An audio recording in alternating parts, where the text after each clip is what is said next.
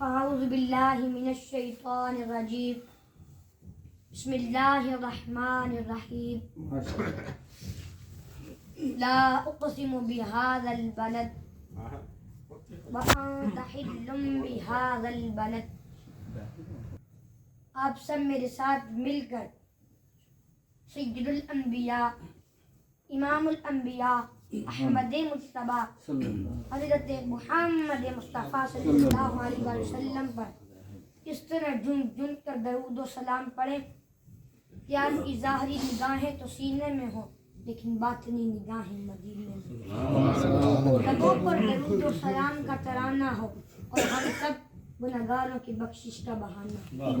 مجھے یقین ہے کہ اس کی پاکیزہ ہوا ہے جس میں محمد صلی اللہ علیہ وآلہ وسلم پر درود و سلام پڑھا گیا ہے.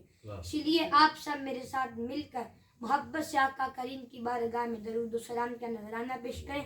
الصلاۃ والسلام علیک یا سیدی یا رسول اللہ وعلی آلک و اصحابک یا سیدی یا محبوب اللہ. یہ بات مانی ہوئی ہے اور اس میں کسی کلمہ گو کو کوئی شک نہیں ہے کہ نبی کریم صلی اللہ علیہ وآلہ وسلم اللہ تعالیٰ کے محبوب ہیں.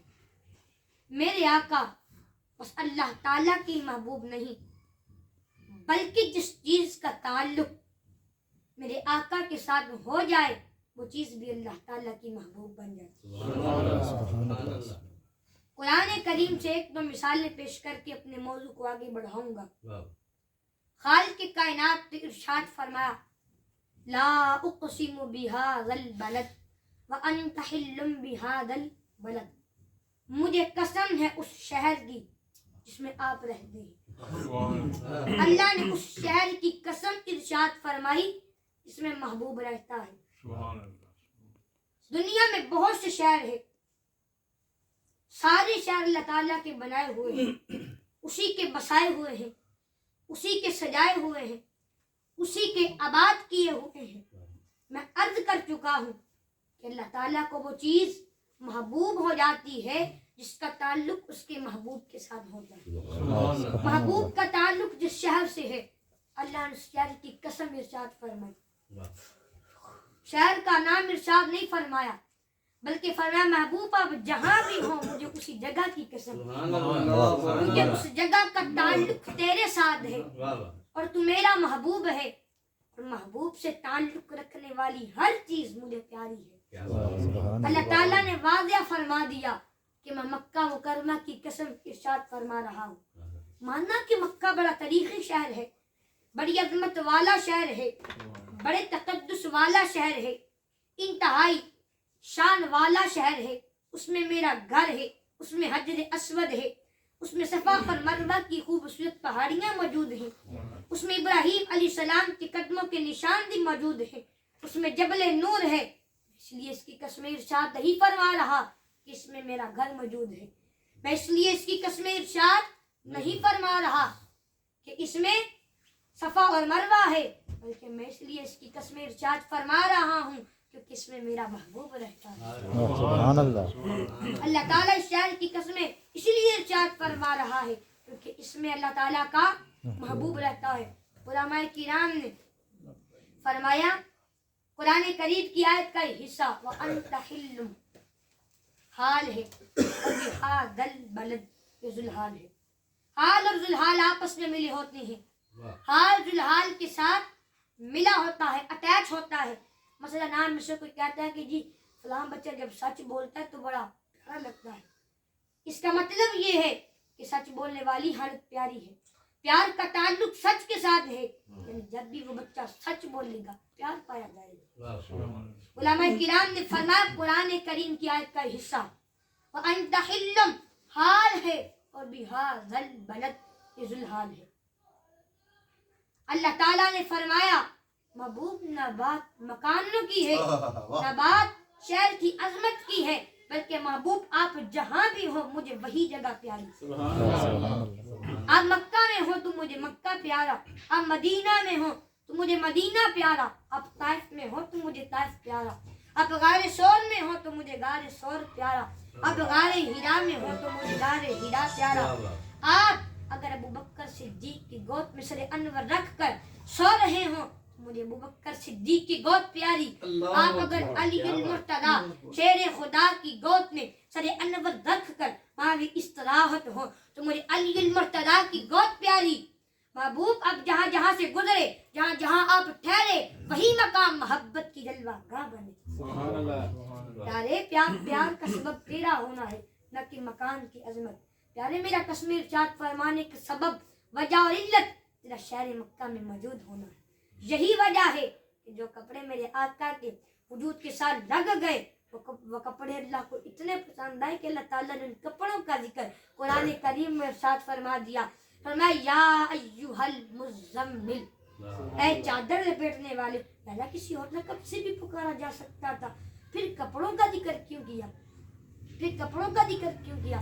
فرمایا یہ میرا محبوب ہے اور محبوب سے تعلق رکھنے والی ہر چیز مجھے پیاری ہے, اس لیے اس کا لباس بھی مجھے پیارا ہے, اس کی چادر بھی مجھے پیاری ہے.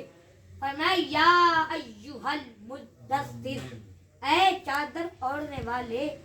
آمینہ کے لال, آمینہ کے در یتیم, سراج منیر, 14ویں کا چاند, صاحب المعراج, سید الانبیاء, امام الانبیاء, جب اپنی چادر اوڑھ کر چلتے ہوں گے تو ان کے حسن و جمال کا عالم کیا ہوگا.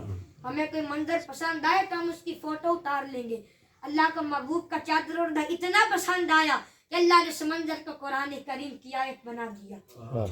اللہ کی قسم, اللہ کے محبوب کو اپنی ہر عادات پیاری ہے, اس کے اخلاق بھی پیارے ہیں, اس کے اطوار بھی پیارے ہیں, اس کی عادات بھی پیاری ہے, اس کا پینا بھی پیارا ہے, اس کا پلانا بھی پیارا ہے, اس کا اراد کرنا بھی پیارا ہے, اس کا رات کو جاگ کر تہجد کی نماز پڑھنا بھی پیارا ہے. محبوب مجھے تعداد تیری عادات اتنی پیاری ہے کہ مجھے عزت و جلال کی قسم اگر تیری کوئی ایک عادت بھی اپنائے گا وہ میرا ہو جائے گا. آؤ تمہیں وفا کی ایک کہانی سنو, آؤ تمہیں محبت کا ایک قصہ سنو. مدینے کا شہر ہے, اللہ کے محبوب جلوہ افروز ہے. صحابہ حضور کے گرد یوں بیٹھتے جیسے چاند کے گرد ہالہ ہوتا ہے اور بدر تمام کے گرد ستارے ہوتے ہیں. آقا واز و تلقین کرتے, لوگ سنتے, من میں اتارتے, روحوں کو تازگی دیتے. ایک چھوٹا سا بچہ ہے جو ننھے ننھے پاؤں سے چل کر مسجد نبوی میں پہنچ جاتا ہے. نام اس کا عمیر ہے, بڑی مشکل سے اس نے بولنا سیکھا ہے. آقا کریم کی بارگاہ میں کبھی وہ اپنے چچا جلاس بن سوید کے ساتھ چلا جاتا ہے اور کبھی وہ اکیلا بھی چلا جاتا ہے. ایک دن اس کا چچا نہیں گیا لیکن بچہ گیا. حضور کی بات سنی, آقا کریم نے قیامت کے بارے میں نقشہ کھینچا. وہ بچہ واپس پلٹا اور اپنے چچا کو کہتا ہے یا عماہ سمعت رسول اللہ صلی اللہ علیہ وسلم یخبرنا الساعة حتی کأنی اراہا علی العین. اے میرے چچا, آج میں نے حضور کو قیامت کا ذکر کرتے سنا ہے. آقا کریم نے ایسا ذکر کیا کہ قیامت کا نقشہ میری آنکھوں کے سامنے آ گیا تھا. یہ بات اس نے اپنے چچا کو بتائی کیونکہ چچا آج غیر حاضر تھا اور بیٹا چاہ رہا تھا کہ میں حضور کی مجلس سے سنی ہوئی بات اپنے چچا کو بتا دوں اور جو محروم ہو گیا ہے اس کی محرومیاں دور ہو جائیں. لیکن اس کا چچا جلاس بن سوید اصلی بدبخت تھا. اس نے کہا واللہ لو کان محمد صادقا لنحن شر من الحمیر.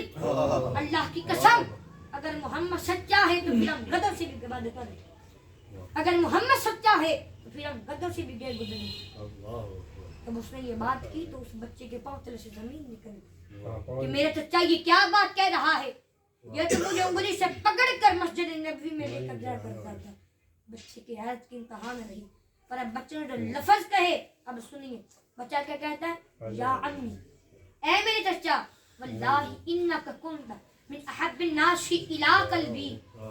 اللہ کی قسم اگر میرے دل کو سب سے اچھا اگر کوئی لگتا تھا تو وہ تو تھا, کیونکہ تو مجھے انگلی سے پکڑ کر چوکھٹے رسول کی طرف لے کر جایا کرتا تھا, اس لیے تو پسند تھا. لیکن اب واللہ لقد اصبحت لان ابغضهم الى قلبی جميعا. اب میری حالت یہ ہے کہ جتنا برا مجھے تو لگتا ہے واللہ مجھے اتنا کوئی بھی برا نہیں لگتا. حضرت عمیر بن سعد کہتے ہیں یا امی واللہ انک کنت من احب الناس الی قلبی. مجھے زمانے میں سب سے زیادہ پیارا تو لگتا تھا, لیکن اب واللہ لقد اصبحت الان ابغضهم الى قلبی جميعا، لیکن آج مجھے سب سے زیادہ برا تو لگتا ہے۔ اب بچے نے جو لفظ کیا اب سنیے، یا امی انا بین الاثنتین، چچا میں سے دو راہیں پر کھڑا ہوں، دو راستے جاتے ہیں، ایک راستہ تو میرے لیے یہ ہے کہ میں اللہ اور اس کے رسول سے خیانت کروں اور تیری کہی ہوئی بات جو تو نے بدتمیزی کی ہے وہ رسول اللہ کو نہ بتاؤں، اور دوسرا راستہ میرے پاس یہ ہے کہ جو تو نے کہا ہے جا کر صاف صاف رسول اللہ کو بتا دو، پھر جو ہو سو ہو۔ فقال جلاس بن سوید، اس کے رجا جلاس بن سوید نے کہا، انت طفل غرض لا يصدقك الناس فقل ما شئت، یہ چھوٹا سا بچہ ہے، کم عقل ہے، تیری بات کس نے مان لی، جا جو جی جاتا ہے کر۔ وہ بچہ اٹھا اور سرکار کی مجلس میں پہنچا، حضور کی چوکھٹ پہ حاضر ہوا، ان کانوں سے نہیں دل کے کانوں سے سنو، اس دعا کے ساتھ اللہ ہماری نسل کو بھی حضور کا ایسا پیار دے، حضور کی ایسی محبت دے۔ بچہ کیا کہتا ہے، کہتا ہے یا رسول اللہ صلی اللہ علیہ وسلم الجلاس بن سوید خان اللہ و رسول اللہ، یا رسول اللہ جلاس بن سوید نے اللہ اور اس کے رسول سے خیانت کی ہے، وہو امی، اور وہ میرے سچا لگتا ہے، وقد تبرأت الی اللہ ثم الیک من، حضور میں پہلے اللہ کے حضور اور پھر آپ سے حضور اس سے بیداری کا اعلان کرتا ہوں، میرا میرے چچا سے کوئی تعلق نہیں، کیونکہ وہ تیرے محمد کا دشمن ہے۔ میں حضور سے، میں اللہ سے بھی کہتا ہوں کہ مالک میرا میرے چچا سے کوئی تعلق نہیں ہے، کیونکہ وہ تیرے محمد کا دشمن ہے۔ حضور میں آپ سے بھی کہتا ہوں کہ میرا میرے چچا سے کوئی تعلق نہیں ہے، کیونکہ وہ آپ کا دشمن ہے۔ حضور نے فرمایا بیٹا بتاؤ تو صحیح وجہ کیا ہے۔ اس بچے نے ساری کہانی سنا دی کہ میں نے آپ کی تقریر سنی، آپ کی گفتگو سنی اور جا کر اسے بتائی۔ اس نے کہا اگر وہ سچے ہیں تو پھر ہم گدھوں سے بھی عبادت کریں۔ حضور نے صحابہ کو بلایا، فرمایا یہ واقعہ پیش آیا، کیا کرنا چاہیے؟ صحابہ نے عرض کیا رسول اللہ هذا طفل صغير لا تصدقه فهو لا يعي ما يقول والجلاس بن سوید يصلي معنا وهو شيخ كبير وعاقل۔ حضور یہ چھوٹا سا بچہ ہے، کم عقل ہے، جو کہتا ہے وہ بھی ٹھیک طرح سمجھ نہیں پاتا، اور جلاس بن سوید تو بڑی عمر کا آدمی ہے، ہمارے ساتھ نمازیں پڑھتا ہے، عاقل شخص ہے۔ آپ اس بچے کی بات کی پرواہ نہ کریں اور اس خبر کی تصدیق نہ کیجیے۔ ادھر جلاس بن سوید کو پتہ چلا، اس نے قسمیں کھانا شروع کر دی کہ میں نے تو کوئی بات نہیں کی، ایک چھوٹے سے بچے نے ویسے ہی جا کر بات کر دی۔ تو حضور نے صحابہ کے کہنے پر اس بچے کی بات کو نظر انداز کر دیا، لیکن اس بچے نے جب دیکھا کہ سرکار نے میری بات قبول نہیں فرمائی، اس نے جھولی پھیلا لی، عرض کی مالک اللہم ان کنت صادقا صدقنی وان کنت کاذبا فکذبنی، یا اللہ اگر میں جھوٹا ہوں تو مجھے جھوٹا کر دے، اگر میں سچا ہوں تو پھر میری سچائی کا اعلان کر دے۔ اس بچے نے جب یہ بات کی، یہ دعا مانگ کر منہ پر ہاتھ نہیں پھیرے تھے کہ جبرائیل امین آ گئے۔ سورۃ توبہ کی یہ آیت نازل ہوئی، یحلفون باللہ ما قالوا وَلَقَدْ قَالُوا كَلِمَةَ الْكُفْرِ وَكَفَرُوا بَعْدَ إِسْلَامِهِمْ، یہ قسمیں کھاتے ہیں کہ ہم نے کوئی بات نہیں کی، محبوب انہوں نے اسلام لانے کے بعد کلمہ کفر بولا ہے، انہوں نے یہ بات کی ہے۔ تو حضور نے اس بچے کو قریب بلایا، فرمایا مرحبا بالذی صدقہ ربہ من فوق سبع سماوات، خوش آمدید بچے جس کی 7 آسمانوں سے اوپر رب نے بھی گواہی دی ہے۔ پھر حضور نے اس بچے کے کان کو پکڑا اور فرمایا فقد اذنک یا غلام وصدقک ربک۔ حضور نے اس بچے کو قریب بلایا اور فرمایا فقد اذنک یا غلام وصدقک ربک، بچے تیرے کان نے ٹھیک ہی سنا تھا، اور تو وہ ہے جس کی تصدیق اور جس کی گواہی میرے رب نے فرمائی ہے۔ حضرت عمر کا دور آیا تو انہوں نے حضرت عمر بن سعد انصاری کو حمص کا گورنر بنا دیا۔ جب وہ فوت ہوئے تو حضرت عمر روئے، کاش میرے پاس عمر جیسا کوئی دوسرا آدمی ہوتا تو میں اسے مسلمانوں کی حفاظت کے لیے مقرر کرتا۔ اللہ نے بری بدن کے اندر اس بچے یعنی عمر بن سعد انصاری رضی اللہ تعالی عنہ کو جھوٹا نہیں ہونے دیا۔ تو اقبال کہتا ہے کہ محمد سے وفا تو نے تو ہم تیرے ہیں، اقبال کہتا ہے کہ محمد سے وفا تو نے تو ہم تیرے ہیں، یہ جہاں چیز ہے کیا لوہو قلم تیری۔ جب اسلام کا نور چمکتا ہے، ایک بڑی عورت جس کا نام زنیرہ ہے اسلام قبول کرتی ہے، قبیلہ بنو مخزوم کی لونڈی ہے، ایک عورت، ایک بوڑھی، ایک لونڈی۔